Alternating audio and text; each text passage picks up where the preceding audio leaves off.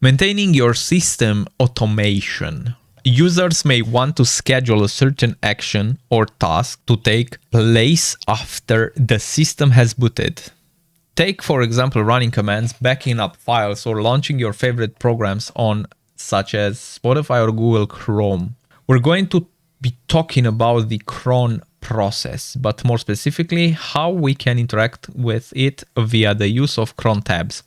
Cron tab is one of the processes that is started during boot, which is responsible for facilitating the managing cron jobs. And we can see here a cron tab.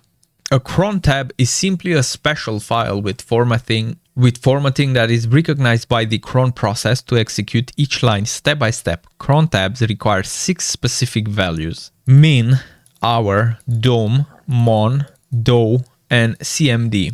Min from what minute to execute at, hour, what hour to execute at, dom, what day of the month to execute at, mon, what month of the year to execute at, do, DOW, what day of the week to execute at, and CMD, the actual command that will be executed. Let's use the example of backing up files. You may wish to back up CMnetics documents every 12 hours. We will use the following formatting. And basically here we can see the formatting. At every 12 hours, we back up CMnetic.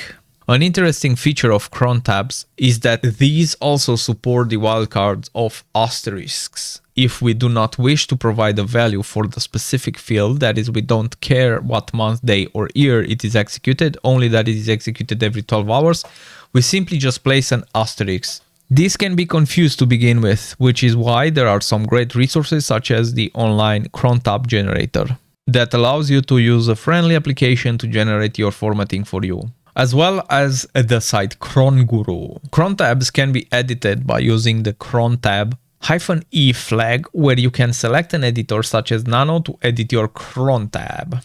Here you can see the cron tab from above, plus this part, which I presume we'll learn about later, but is basically redirection. Here we can see a crop job generated. And okay, let's see down here. Here we can see the use of Nano to edit this cron or to create this cron job. Answer the questions below. Ensure you are connected to the deployed instance and look at the running cron tabs.